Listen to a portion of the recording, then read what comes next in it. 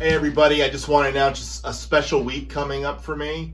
I'm going to be doing a week of Chicago covers. I had a couple in the can, and I did 4 this weekend, specifically for this week. Most of them are pretty obscure Chicago tunes. I've got a lot of Chicago covers. I'm not even sure how many I have presently, but I have to have at least 20, maybe more, Chicago covers. And there are some guys out there, let me say this in YouTube land, that do some great Chicago covers. My favorite being Tate Berkey. So if you're a fan of Tate Berkey and you follow his channel, please do. He kills the Chicago Tower Power, Steely Dan stuff. I mean, the kid is great. He's a great player. So I watch him a lot.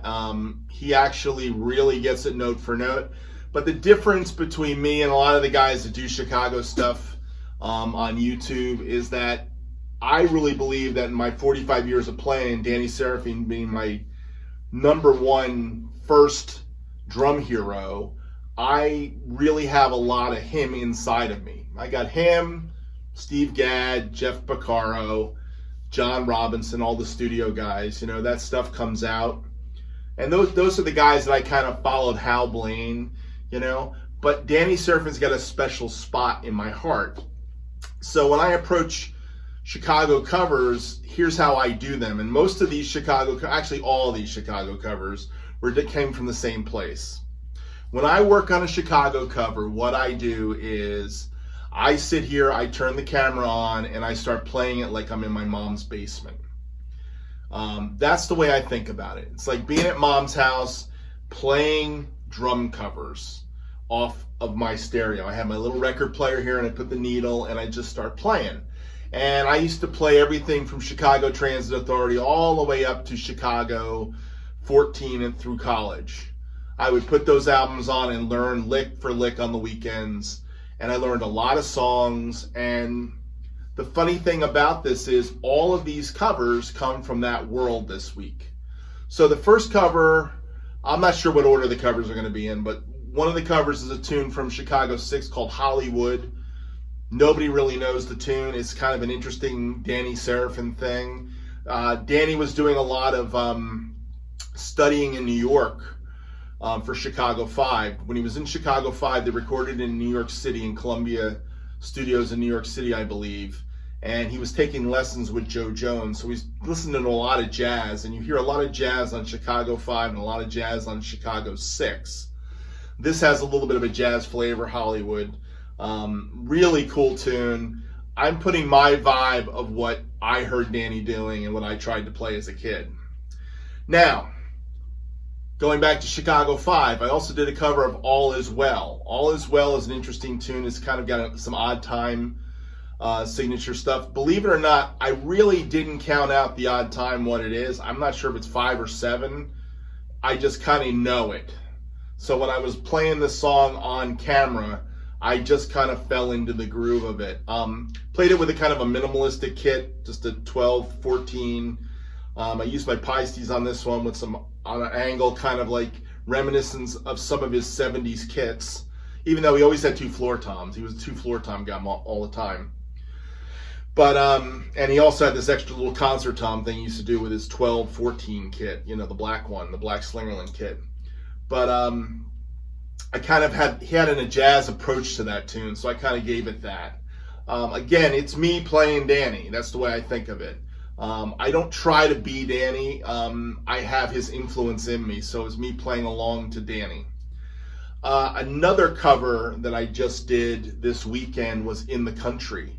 In the Country, again, literally this one was done in 30 minutes, and it was done in 30 minutes because, number one, I had to go somewhere with my wife, and I didn't have time to do anything but cram this in. When I got back home, I looked at what I had done, and it was kind of interesting because I only probably did it 2 times complete, and this was the 2nd or 3rd time complete I did it. And it has my own signature little stuff in there. There's some a lot of Earlisms on this track, but I didn't do his breakdowns. You know, he has certain breakdowns he does that, you know, guys learn the breakdowns. I didn't learn it. I just played Earl playing through it. So that's got some unique stuff on it. I also did Wake Up Sunshine, another song I didn't spend a lot of time on, but we used to play a lot as a kid from, I think it was on Chicago 2. I think In the Country was on Chicago 2 or 3. I can't remember which. So I did Wake Up Sunshine, In the Country, All Is Well, Hollywood, and the last one I'm doing, and this will probably be the last one I release, is a version of Beginnings. Now I have a version of Beginnings that's probably one of my most viewed videos, top 10 videos.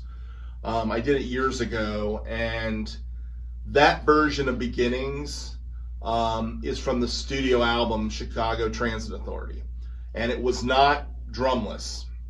So I made a drumless track of Chicago in Japan, which is the live album Chicago did between Carnegie Hall, and they were working on Chicago 5, or just finished Chicago 5. I'm not sure where. It kind of falls in the Chicago 5 range because they were playing Chicago 5 songs on this live album. Carnegie Hall had everything from Transit Authority, Chicago 2, Chicago 3, and then it was Carnegie Hall.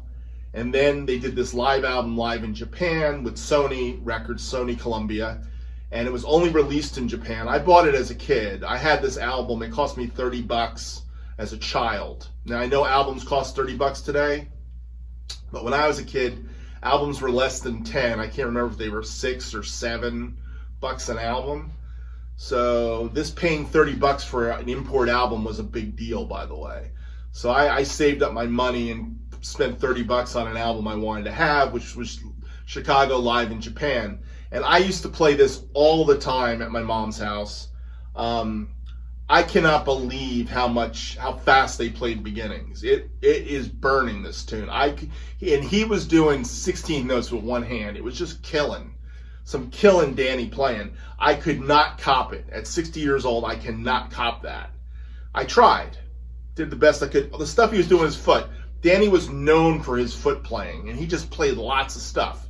Now, I will tell you, from a drummer perspective, that Danny Seraphine's foot didn't help me when I started doing studio stuff because he was too busy, and I had a lot of busy foot stuff going on. It took me years to strip back my foot to 1 in 3 and being okay with playing 1 in 3. And most of the time starting with 1 in 3 in the studio, because it doesn't need a lot of extra hits. It needs that solid 1 in 3. So I kind of learned that the hard way. I learned it the hard way, trust me, over all these years. But he played some incredible foot stuff. I tried to throw some of that in too. I think I ended up rocking it out a lot. I did not play his breaks exact, but I tried to throw some of the vibe in there. So Danny Seraphine Week, it's coming up. This is the little intro to it. So I hope you enjoy it. Thanks for watching. 5 videos, 5 days. It starts tomorrow, and we'll start knocking them out. Danny Seraphine Week. Have a great one. Thanks for watching my channel. I appreciate everybody that watches, and thank you all. Bye.